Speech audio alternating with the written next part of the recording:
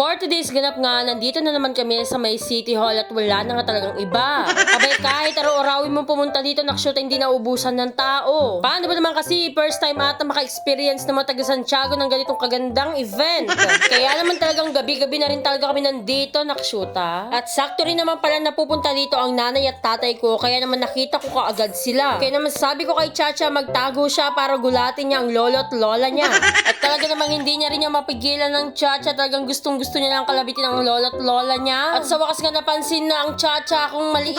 Kaya naman inabot ko na muna ang Chacha ko sa kanila dahil nga maglilibot muna kami ng dada at magmumukbang nga kami ng kung ano-ano ditong pagkain. Abay, na-miss ko nga rin talagang kumain ng corn dog dito. Ngayala, naging mas isim na ng tikon. Wala nang iba kundi dito lang to sa may Seoul corn dog. Abay, masyado ko na naman ginalingan kaya naman nilibre na naman tayo ng Seoul Korean corn dog. Kaya naman thank you so much, auntie. Habang inaantay namin yung order naming corn dog, ay dito na muna kami nagpunta sa may Hong Kong fried noodles katabi lang ng corn dog. Abay, hindi na muna tayo mag-heavy meal ngayon kaya naman bumili lang muna kami ng dadang ng siomay. Dahil kapag nagkanin ka kaagad, Diyos ko, busog ka na. Paano pa natin makakain yung ibang pagkain dito? O, diba? Kaya naman siomay na muna tayo, mga kavava. Ang in-order nga ng dada dyan, itong siomay Japanese at syempre itong shark fin. Naloka naman ako dun sa may shark fin. Talaga naman. First time ko nga rin makakatikim nun. Kaya naman tinikman ko kung ano ba yung lasa, pero same lang din naman, parang pork lang din. Habang ang Chacha ko galit na galit dahil hindi makakain dahil nga maanghang. At nagkita nga rin kami dito ni Kabsat nga Ilocano, kaya naman pakifollow ang kanyang page. At kasama niya rin dito yung husky niyang bakla din, nakshuta. At bibili nga daw siya ng juice niya sa may tea office special palamig. Dahil nga pati yung aso niya talagang nawiwili na rin sa juice. Paano ba naman kasi legit na sobrang sarap ang special palamig ng tea office? At nung binalikan na nga namin yung corn dog namin, saktong naluto naman na ni auntie. Rogers ka ng kanyaman na talagang feel mong nasa Korea ka.